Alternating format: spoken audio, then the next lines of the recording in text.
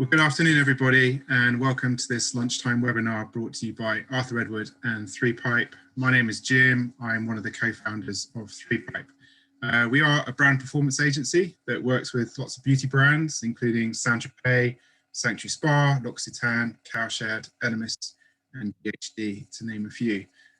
We support these brands in the UK and internationally to drive sales across digital channels, including social and increasingly Amazon and marketplaces. So do get in touch if you'd like to see any examples of our work. We have a fantastic panel of speakers this lunchtime to examine some of the more recent digital trends in our industry, from product development to marketing and of course to people skills. My colleague Hannah Langley from 3Pipe will share a short presentation before Heidi, the founder of Arthur Edward, will take us through her thoughts on how organisations are adapting from a skills perspective. We'll then head into questions with our fantastic panelists. Today we have Deborah Stead, who's Senior Consultant for DTC and the UK Market Lead at Duolab for L'Occitane, and Saif Pathan, Head of Digital at Brand Architects, whose brands include Fish Soho, Superfacialist, and Dr. Salts. We have lots of questions that have come in as part of the webinar registration, and we've included as many of those as possible in the Q&A. But if any more come to mind during the presentations, please use the Q&A function and we'll do our best to incorporate those as we go along and at the end of the presentation. I'll hand over now to Hannah and to Heidi for their presentations. Thank you.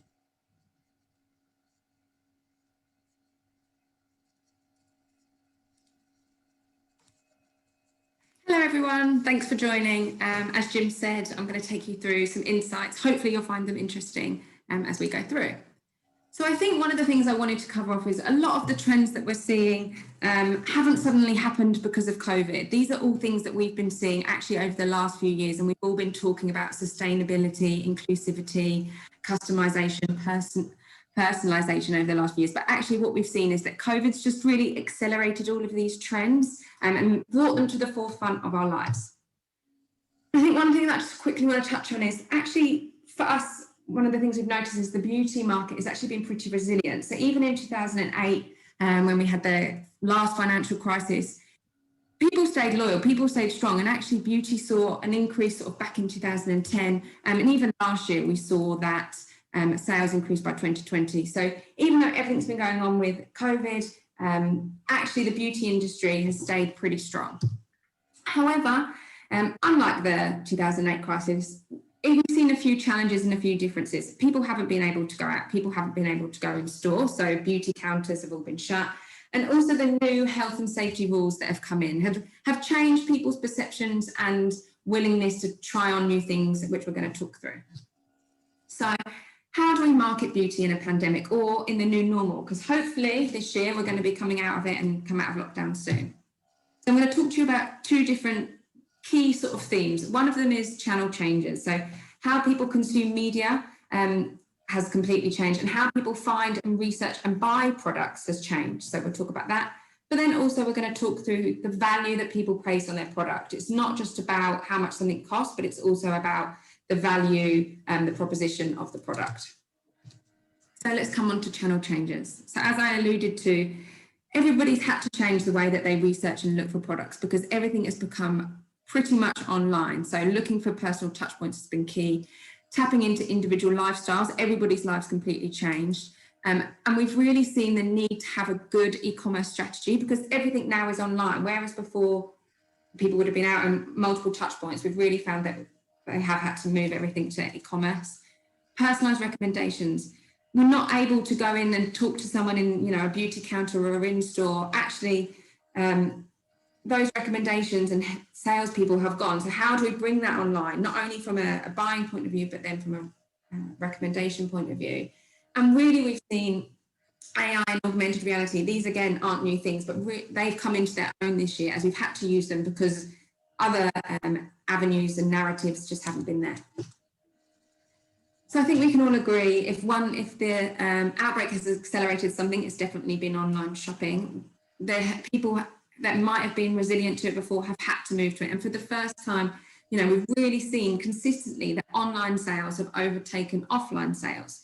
And that's even in the summer when things opened up a lot. We saw that online actually took over offline. And it's here to stay. So I'll just call out these key stats. So a third of beauty buyers are more likely to buy beauty products online post-outbreak. 51% of makeup and skincare consumers are expected to shop mostly or always online in the next 12 months. And this, for me, I think is the really key point, is 36% of UK consumers this year have shopped online with a retailer that they haven't shopped with before COVID. No longer do they have just the stores on the high street or the counters in their local John Lewis, but actually now they're susceptible to go anywhere that they want. People aren't necessarily brand loyal anymore because they have the opportunity to go to research, to try other things. And I think that's going to be really key in making sure that your online presence is strong. And with the store closures, we've really seen that actually the biggest increase, and this isn't necessarily just in the beauty market, but this is something that we've seen across a number of our different clients, is actually it's been that older generation have really had to accept and learn how to use online. Before they would have gone to their local store, but actually now they're much more likely, and you can see here in the percentage point change, more than all of the other generations, they've really come online.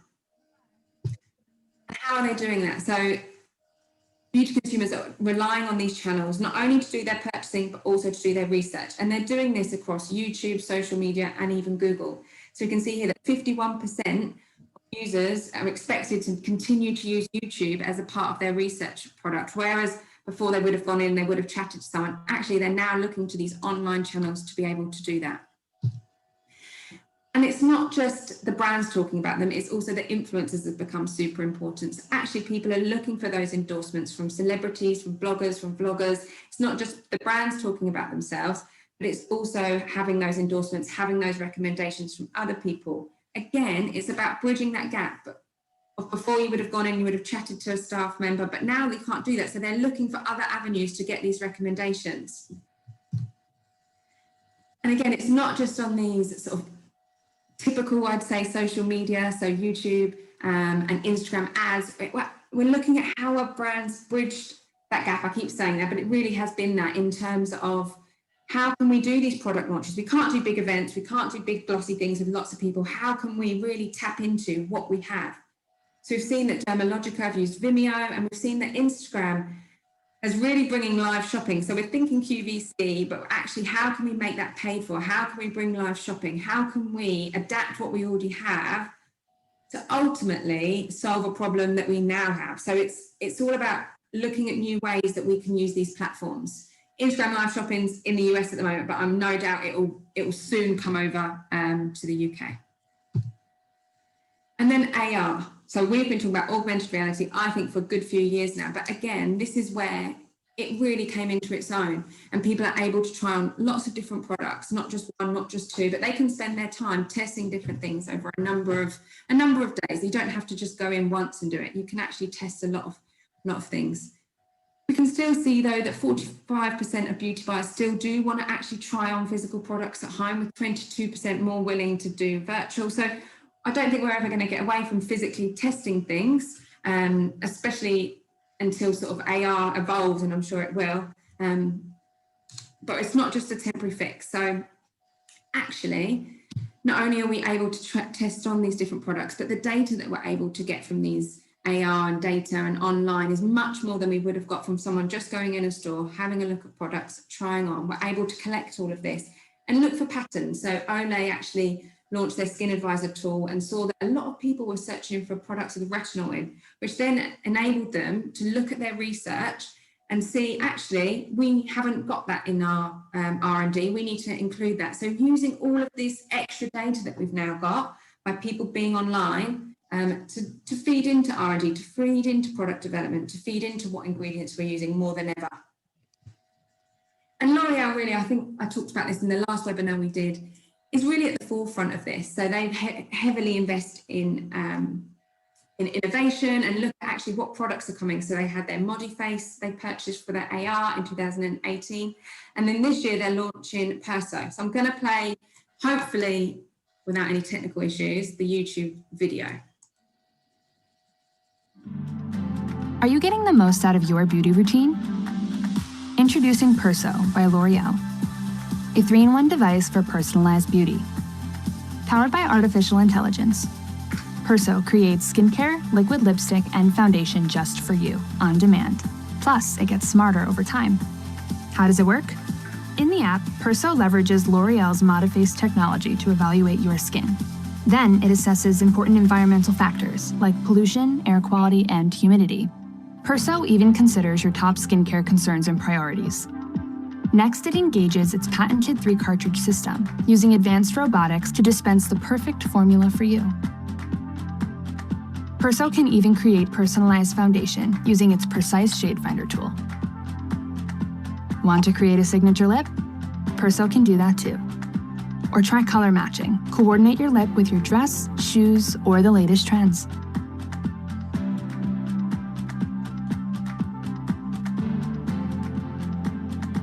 So next time you're staring into your cabinet, ask yourself, could your beauty routine be working smarter for you?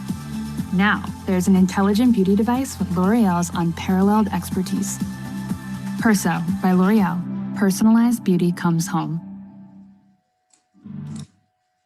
And that wouldn't have just happened because of COVID-19, but actually that has been in the making for a long time, but it really encapsulates for me all of the things together. It's AR, it's personalized, it saves waste. You can test a bit before you really produce it all. For me, this is something that, is really evolving. And I think the more and more we're seeing these products come out, the more and more it's going to become more prevalent in the market.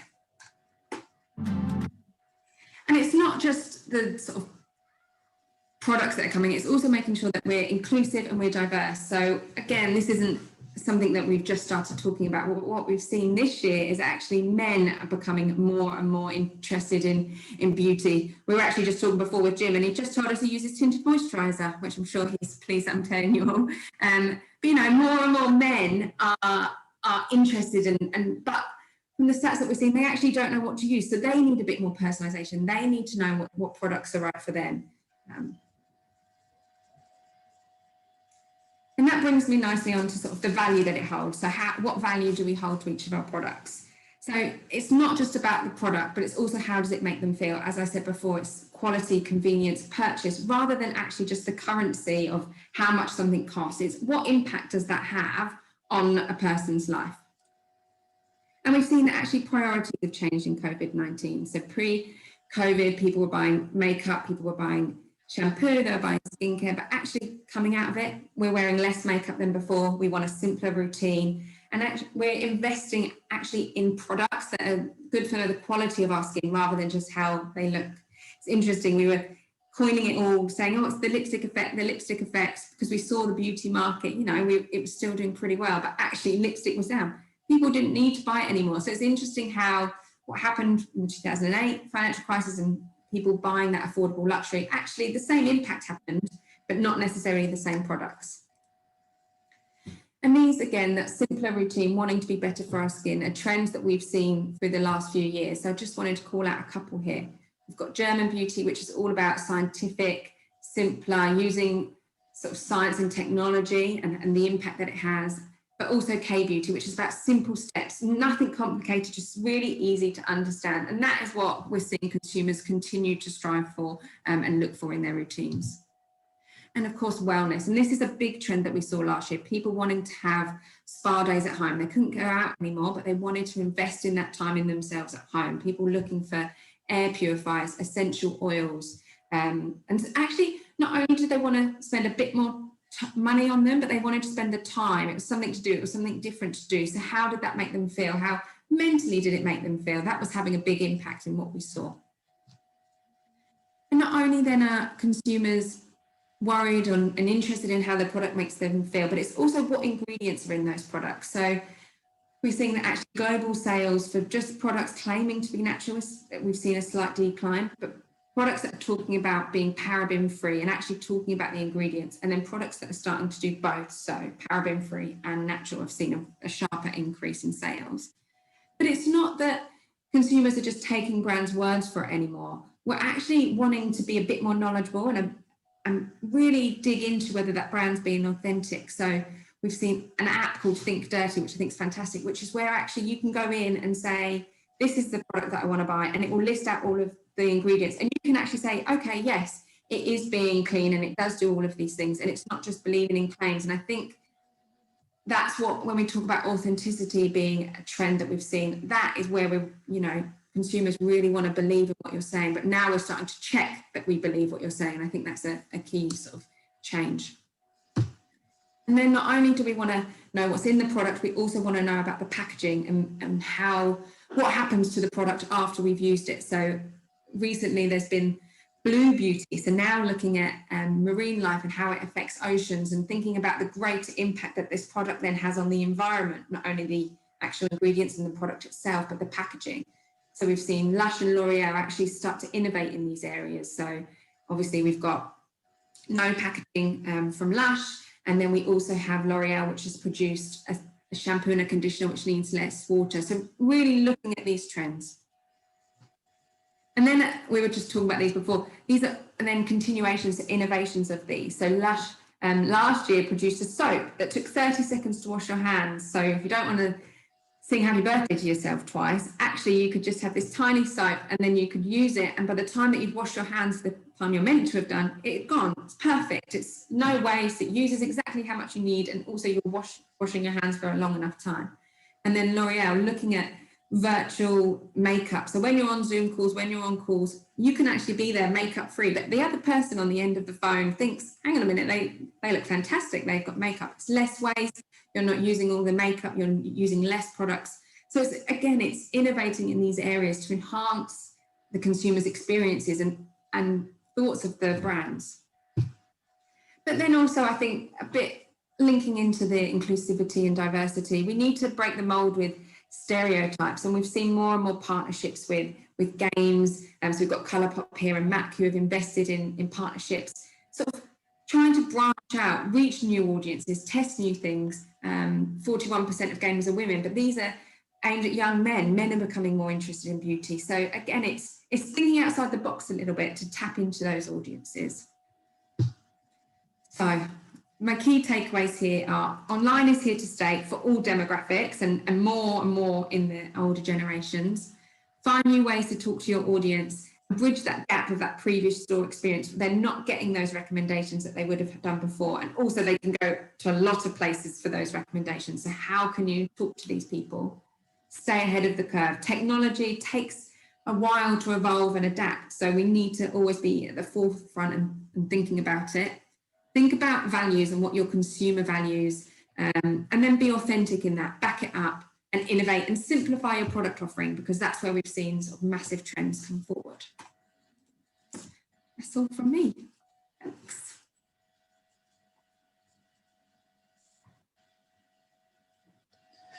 Thanks very much, Hannah. Now we're going to hand over to Heidi, who's going to run through some thoughts about skills people need to adapt to the new trends that we've been talking about.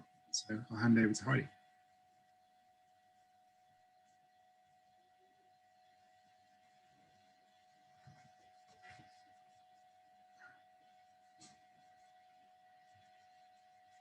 I've got to unmute myself. Hi everyone, and thanks Jim, and thanks Hannah for the great insights there, really interesting. For those of you who don't know me, I'm Heidi Bannister, founder and MD of Arthur Edward. Now, I've worked in the cosmetics industry for over 30 years, and one of the real joys of our industry is that it is always evolving. There's constant innovation, sometimes ingredient or packaging led, maybe consumer trends or lifestyle changes. And now, I guess more than ever, it's the shifts in technology that are driving the change. So 2020 was a strange year, and as Hannah said, there were things that were moving and evolving already, but certainly the COVID pandemic affected all of us. Online, I guess, is the new normal, and as Hannah mentioned, we talk about the lipstick effect and how we as an industry are pretty recession proof, as we all like to cheer ourselves up, especially Jim, with a new lipstick. But lipsticks certainly were hardest hit, and minus 50% down in sales with many of the reports. Although this did allow for more innovation with smudge proof and stay put formulations, and also the roaring sales of hand sanitizer. I don't think anyone's ever used so much hand sanitizer before, and the tech and new try-ons that Hannah showed us, which are really exciting. I'm also really pleased to hear L'Oreal come up with another memorable strapline, and I for one am delighted that beauty is coming home, not just football, because we're all worth it. So 2020 was a breakthrough year for online sales. We saw some companies really driving forward whilst others were left in the dark trying to evolve their marketing strategy. We've all got used to Teams and Zoom calls, and the face-to-face meetings are moving online, but it's a wonderful chance to have a nose in someone's home office, although I really still don't like seeing their dirty washing hanging behind them, but pets are always nice to see. The rapid change in how we live, work and play, and how we communicate with each other on an individual and also a group basis is increasing the demand for all kinds of new digital skills. And it really is affecting every business. It's not just the direct to consumer, but the B2B and B2C world as well. Digital skills are more important now than ever before. Sales and marketing are being disrupted, and the marketing department is evolving as much as the products that we love. Channels to market have changed. Traditional advertising models are less productive. Print media has shrunk. There's been huge growth in e-com, social media, and also influencers. The whole world, and definitely the marketing department, looks very different to 10 years ago. Initially, digital sales and marketing were handled as a subsection of the main marketing department, often falling into someone's job description who already handled many areas of MPD or traditional, dare we say, old school marketing. Now, digital often takes the lead in the marketing mix, receiving the lion's share of focus and budget, as well as headcount within the marketing department. Pre-digital, we were used to job titles like marketing manager, MPD manager, communications manager.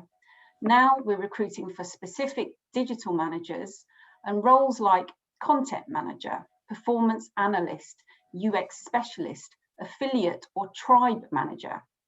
These are job titles that just didn't exist when I started in recruitment. And with the digital sector still taking shape, technology constantly evolving, the roles really are less defined and they vary enormously between companies. In general, what we're finding at Arthur Edward is that larger companies employ individuals with specific skills to handle most digital functions in-house. Then they use external consultants or agencies for specific projects or highly specialist skills. Whereas your SMEs, your startups and your indie brands usually employ a digital generalist, each covering several disciplines. And maybe they would have more of a project manager type of role to work with and sense check on the external consultants and agencies that they work with for the specialist skills. So there's definitely universal recognition from senior management that digital transformation is essential. I mean, we all know it. We're all using online so much more in all areas of our life. But many of these senior managers generally feel a bit ill-equipped and unprepared to plan and implement such radical changes. So I think if you're in that position, the best thing to do is bring in an experienced digital consultant or an agency that can really help you shake things up. They can look at where you are now, where you want to get to, and help to set strategies, process, and also a training plan to make those changes. They will help identify the most productive route forward to get you to the market quickly, and that will help you and avoid not just cost, but time-consuming mistakes that see your competitors storming ahead of you.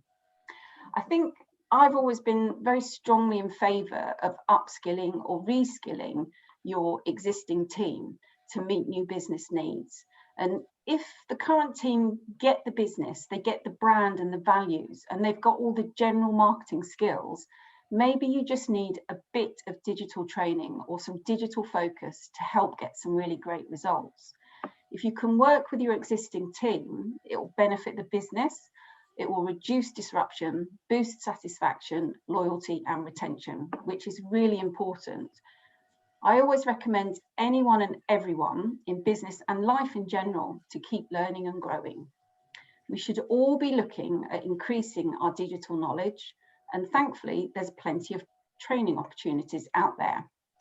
If we look at some of the online courses, There are options for all levels. Just have a look at there. So these are some of the ones that we recommend. The Google Skills Shop is a great place for Google Analytics, Google Ads, all sorts of different things. And these courses are generally quite short, they're focused, you can invest a little bit of time and money, and then you can dip in and out and keep learning. LinkedIn Learning is also a great place to go. They have a variety of digital training courses at loads of different levels, advanced technical aspects of digital marketing, and HubSpot is a great place too. There's lots and lots of free marketing courses where you can get certification and bite-sized courses which can fit into your work schedule and help you develop new skills or polish up existing ones. If you've got the time and you've got the resource and the money and you really want to go for it, there's lots of formal advanced education.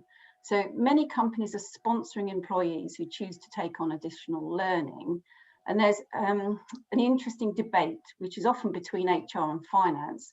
So the FD will come down to HR and say, what if we educate the staff and they leave? And us on the HR side will say, what if we don't and they stay? So think about that for a minute. If you're an employee and you want to take a course, I would definitely recommend discussing it with your manager.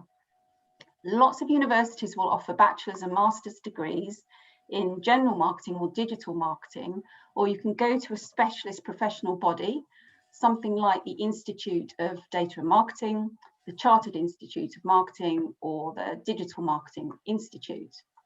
Other than structured education, you can also learn from those in the know. So look at experts, look at agencies and organisations that are online. They keep you up to date with all the latest marketing news from literally around the world. Some of the websites we go to are Digital Agency Network, Marketing Land, The Drum, PR Week, and Marketing Week. I am a real fan of podcasts. I have a dog and spend an hour walking the dog every day, and I'm always listening to a podcast. Look at the Digital Marketing Podcast for general news and tools and techniques with all different global experts. One of my favourite ones is the Marketing School, Daily Digital Tips with Neil Patel and Eric Sue. And another great one is E-commerce Master Plan, and they look into real insights onto online retailing, which I think is important for a lot of cosmetics companies. The other thing to think about is mentoring. It can be incredibly helpful if you want to progress in your company or your career in general, to seek advice from people that you admire, people who have done the job that you're in, or people who are doing the job that you want. Mentors don't have to come from inside your organisation. Think about reaching out to someone within the industry. The Society of Cosmetic Scientists, Cosmetic Executive Women, and the British Beauty Council all offer mentoring programmes. So ask your boss, ask your peers and your friends if they know of anyone who might be interested in mentoring you. And don't be shy. Most people will be really flattered because we all love to help. And don't forget that mentoring helps the mentee and the mentor. So it's a great thing to do. Job shadowing is another thing to think about. Not so easy when we're all out of the office and working at home. But if you spend a few hours watching someone apply their digital skills, or you get involved in a few digital projects, it's a great way to learn on the job. And for people in creative roles, practical experience, shadowing a graphic designer or a visual content creator is really helpful. And I think the final thing is events. Things like this are great. It's great that you're spending the time to join us today. Industry events are really good opportunities to learn from a wide range of people. And people in all different sectors, conferences are great for networking and to learn from. And the fact that things are online makes it easier because you haven't got to travel, you can dip in and out, which is easy. Networking is a little harder, but you can always follow up with interesting speakers and get in touch with them after the event. Also keep tabs on Eventbrite, places like Cosmetics Business, and again, the SCS, CW, BBC sites for industry sources. I think we all have to accept digital is moving and changing. We must embrace it. Don't expect to change or upskill you or your team overnight, but time invested in career planning or establishing your team's needs will provide a strong foundation for digital growth. So thanks for listening. Just before I hand back to Jim, can I just take a minute to mention the Arthur Edward Cosmetic Industry Salary Survey? We're closing that on Friday, and it's always great to look at the report and compare salaries and benefits within the industry. And this year, obviously, we're including quite a lot around the working environment and how the pandemic has affected our work-life balance. So if you haven't done it, please take a minute to share your views. You'll find it on the arthuredward.com. So there you go. I'll hand you back to Jim for the panel discussion. Thanks for listening. Thank you, Heidi. That's very informative, and thanks also again to Hannah for your presentations. We're going to move into the Q&A section of the webinar. I can see that people have been quite shy asking questions, so please do feel free to use the Q&A function. But I'm going to bring in Saif and Deborah now, alongside Hannah and Heidi, to ask some questions. Deb, I'm going to start with you, if that's okay. Which business do you think are able to adapt more quickly to some of these changing consumer and retail trends that we've been hearing about this morning or this lunchtime? Yeah, an interesting question, and I think there is no rule really. And I know we talked about looking at smaller brands, larger brands. You know, typically and historically, startup small brands have been agile, and they don't have the levels of bureaucracy or process to go through, and have been able to respond very quickly. And the larger brands obviously have probably spending power, probably have more in-house speciality. But I think what we've seen really over the last year is that it's actually all for their own. And it probably comes down to 4 key things. So one is, and very much as Heidi's been talking about, is about the people, the expertise and the mindset in-house. We've seen some businesses really pivot, you know, within weeks to cope with COVID. So very much about, you know, productivity and the team structure, the leadership style, which is absolutely fundamental, the overall attitude, and you know, process simplicity. So some brands and businesses have done very well to come online when they really didn't have an online offering or process, but they've really showed that it can be very simple and it can be very straightforward. So I think the people and the expertise pieces is one thing. Then very interesting to hear Heidi talk about the blend of either using agencies or in-house speciality. And again, you know, budgets and pockets will determine that a little bit. But I think with smart leadership and agile thinking, both small and big companies have really embraced the challenges that the crisis has set. So people is one. I think 2 is data and how we're using it. And I think probably Saif is going to talk a lot more about this, but you know, I think what we've seen is a lot of people, a lot of brands and businesses have done well with a loyal customer base. So that customer base have been able to continue to shop what they know they like. And I think there is an element of caution, like, you know, the statistics of if you go to a supermarket or you make a supermarket order, it's a very, very high percentage of products that you order or buy or put in your basket week on week. And I think we've seen the same thing start to happen with data, whereby the algorithms are identifying what you like and then narrowing down the choice of what is offered to you. And I think we have to be really careful that our businesses and management of our data and our algorithms are not removing the discovery element. And Doug Stevens is a retail prophet come visionary, which, you know, I follow a lot and highly respect. And he's talked a lot about this, is you know, don't kill discovery. So, you know, we are hardwired as consumers to have surprise, and that makes us feel good. It's a sort of form of dopamine. So we want to discover, we want to be pleasantly surprised. So I think we need to be very careful with our data usage. And at the end of the day, you know, 10, 15 years ago, businesses were led by creative brains, you know, either a creative lead or a strategic lead. Now we have that opportunity for those incredible personalities and abilities, but enhanced with data and not just led by data. So I think data is it's an incredible gift.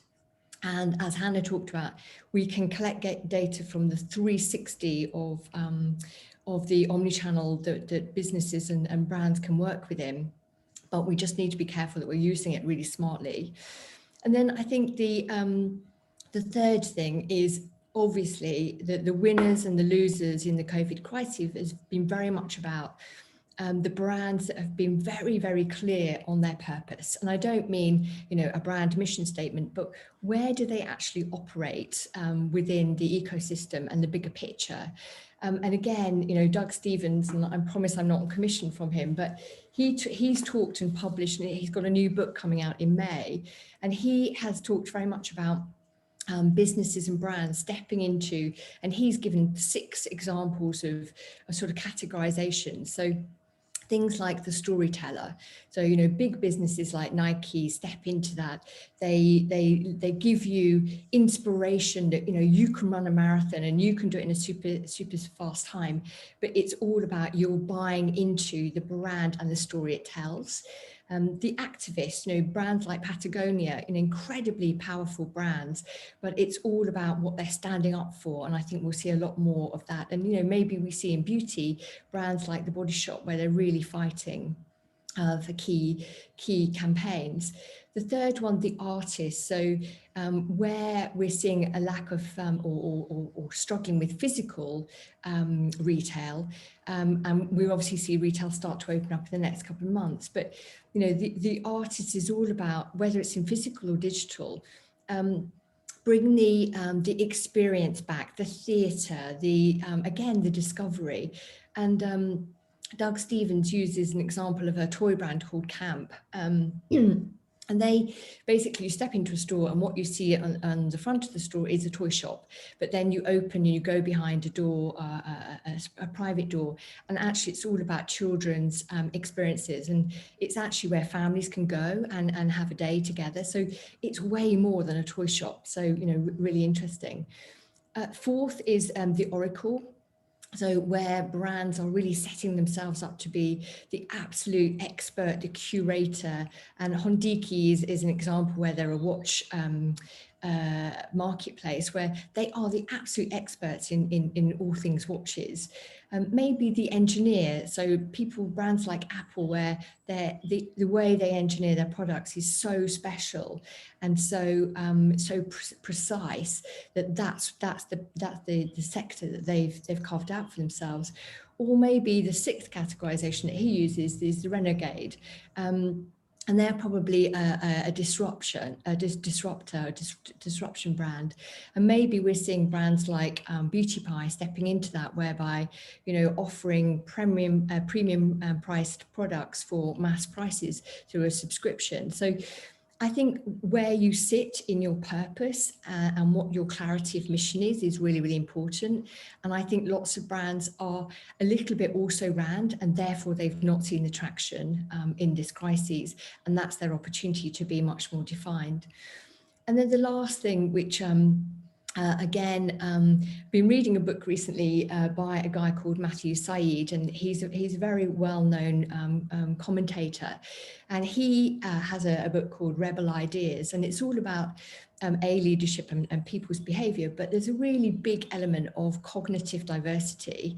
And we hear so much and we're talking so much about demographic diversity, but I think, building on some of the points that Heidi made, is that what we need more and more is, the way that brands and businesses grow and develop is going to be much more dependent on having speciality and different thoughts within a group, and not everybody within that team or that business coming from a similar background. And I've worked with many clients where there is a type, people maybe call it a culture, but the business or the owner is very much has a type of person.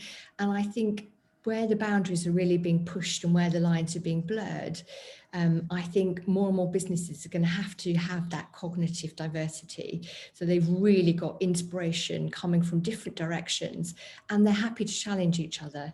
And I think that's going to be crucial. Great, thank you. Saif, I'm going to bring you in now. You've been very patient. I'm going to ask, I mean, obviously, online sales were fantastic last year for a lot of beauty brands, but they didn't necessarily make up the shortfall because of the retail store closures.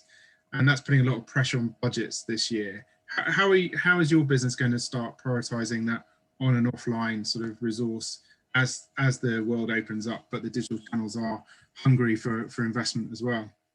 Sure. So we definitely felt the impact of store closures, and as you say, the loss that we suffered in terms of revenues from stores wasn't really completely filled in terms of online, whilst we did have a big boost. And our approach really is, to follow our longer term vision, which is to become a very omni-channel business. So we're trying to balance those two, seemingly conflicting channels.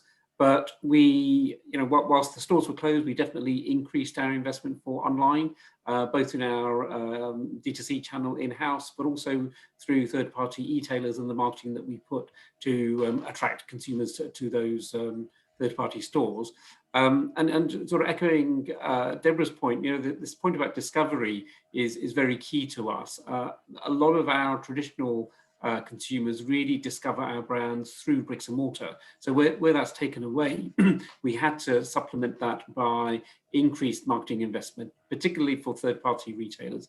And so we balance that out. Longer term, we're trying to put more investment to create a new marketplace. One of the exciting things that we're looking at is trying to bring all of our brands into a single umbrella site.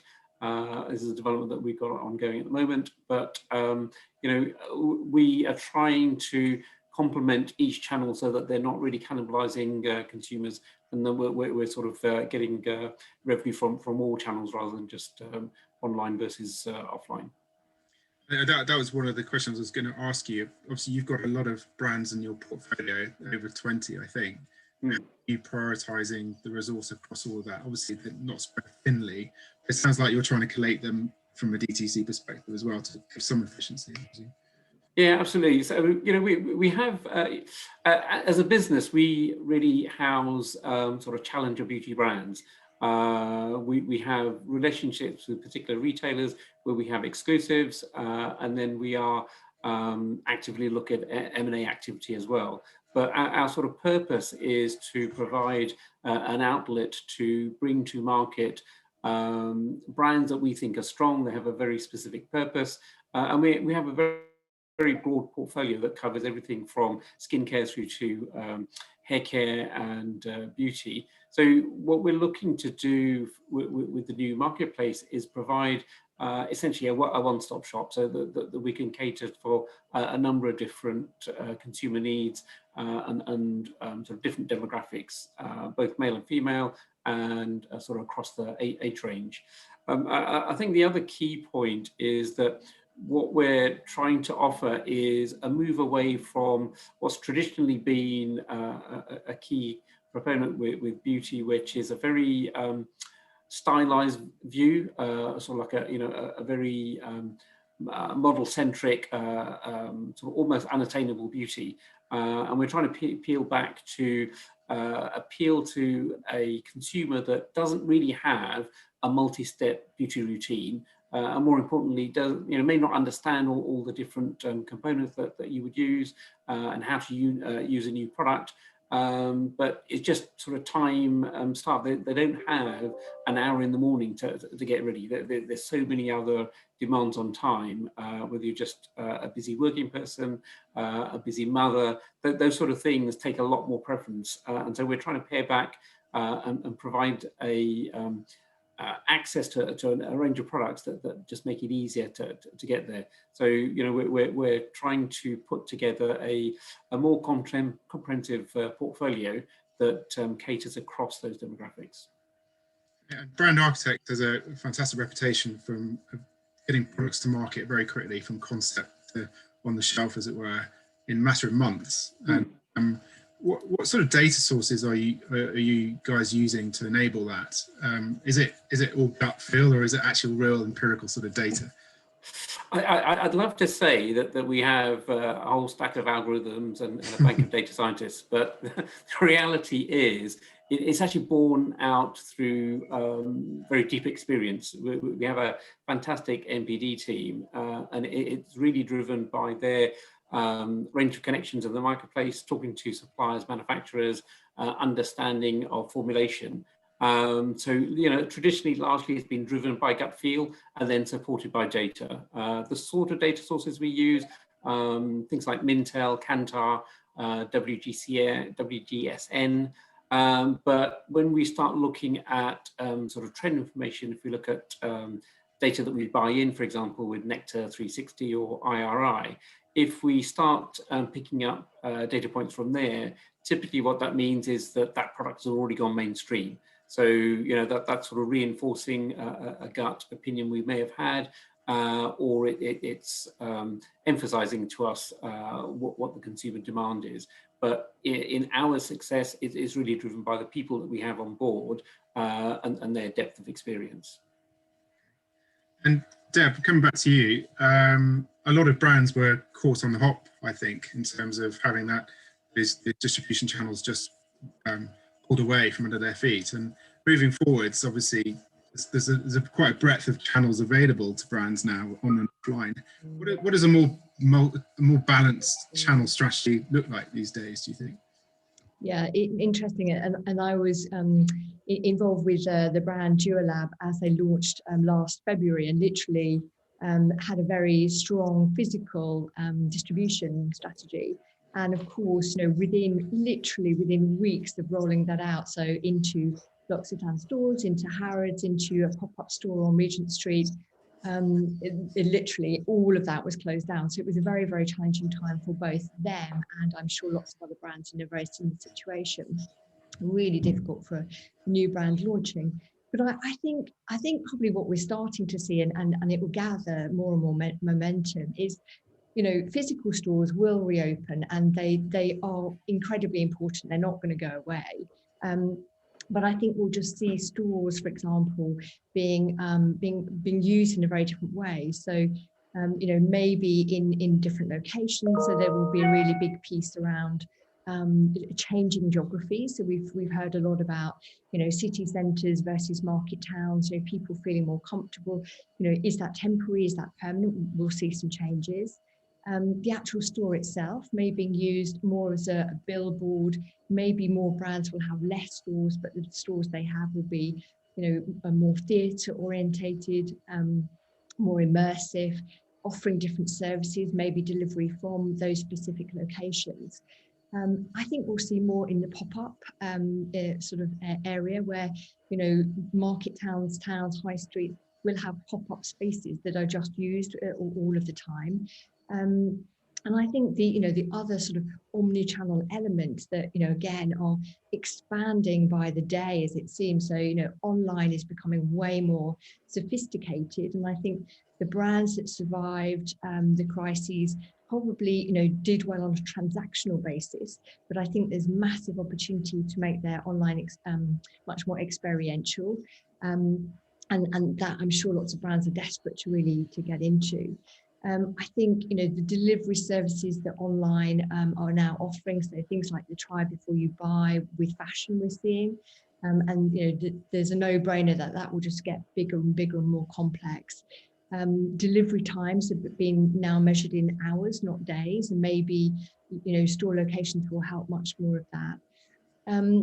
We've seen a real evolution of the customer service. So again, it's almost been opportunistic where store or retailers have had, people in stores that maybe have been, they don't have a role because the store is closed. So bringing them into a live customer service helpline, which I think is, if you're measuring, by particular service is probably not returning, but in terms of a holistic picture of what a brand is delivering, I think it's going to be very important.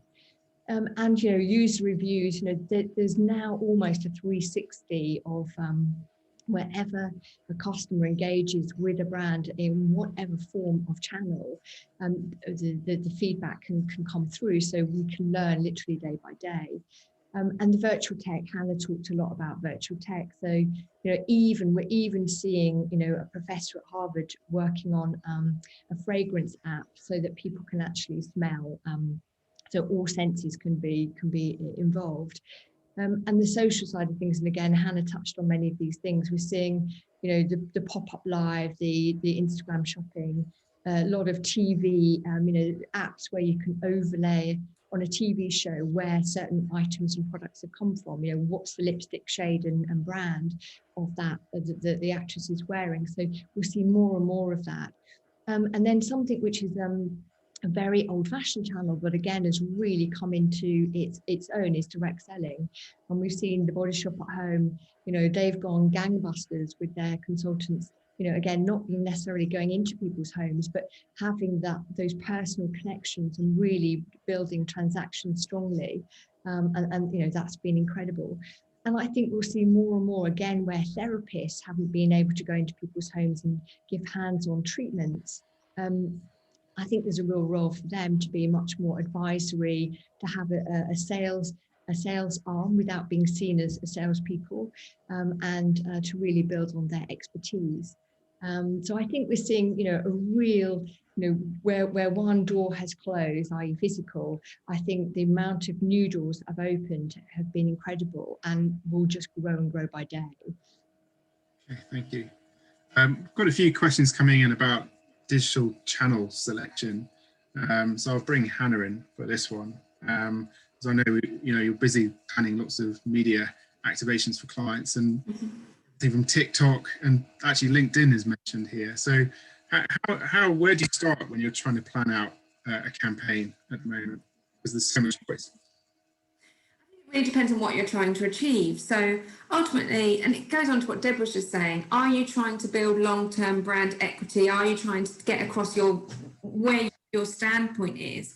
Or are you just going for direct sales? Because ultimately you do need to do a bit of everything. You can't just be direct, hard sell.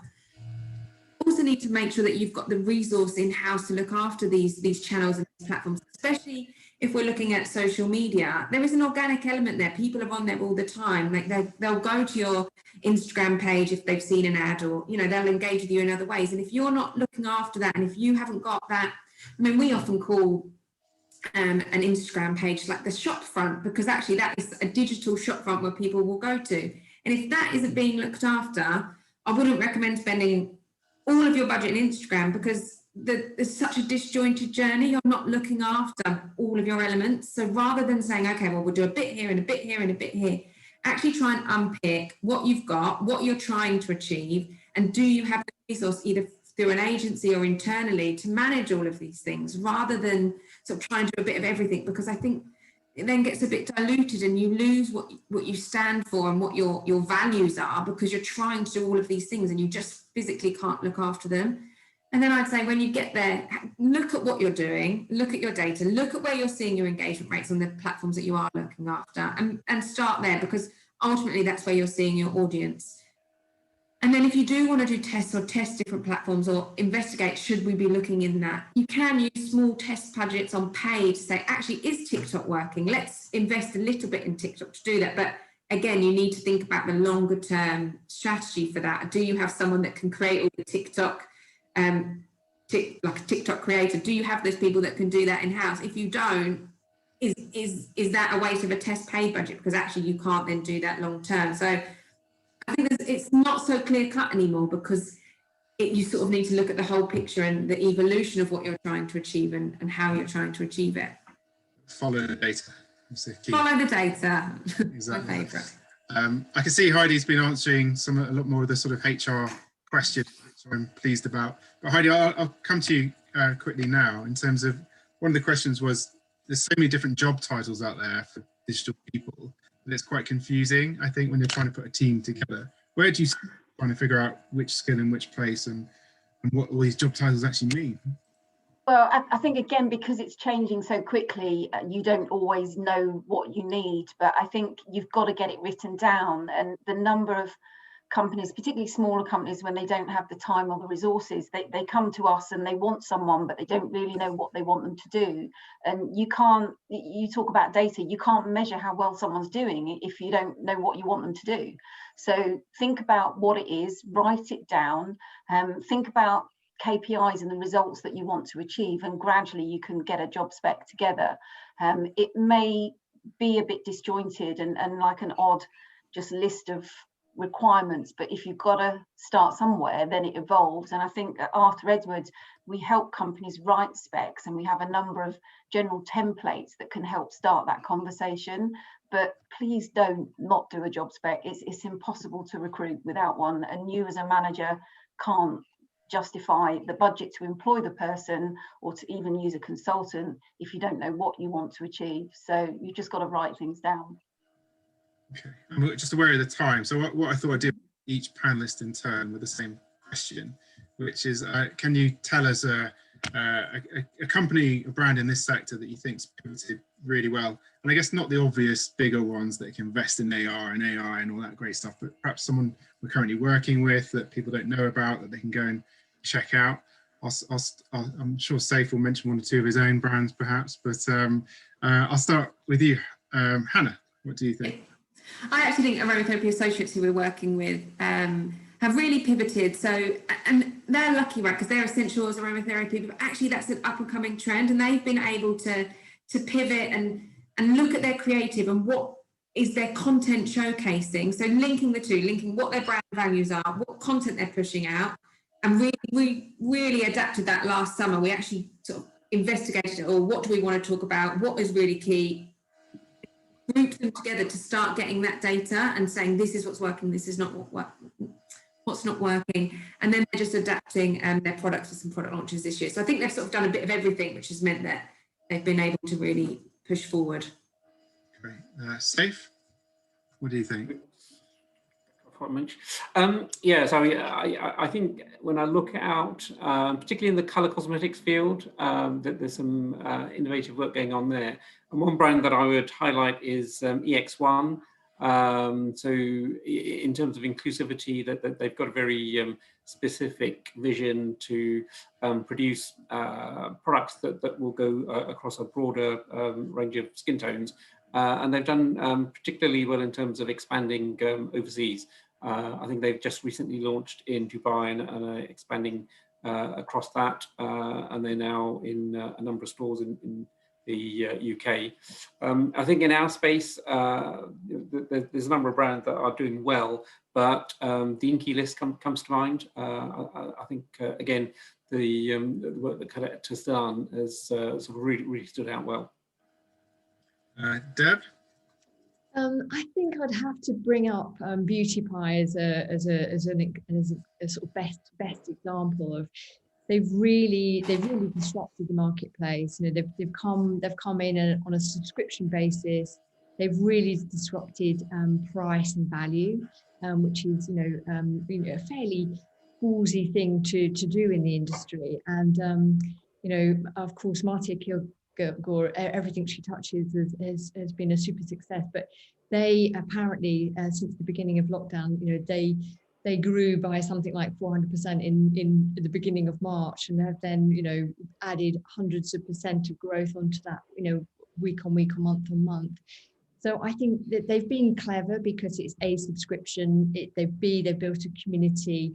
They've used all of their digital touch points. And the proposition is very clear.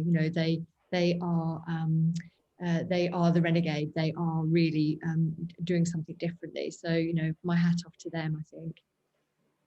Finally, to Heidi.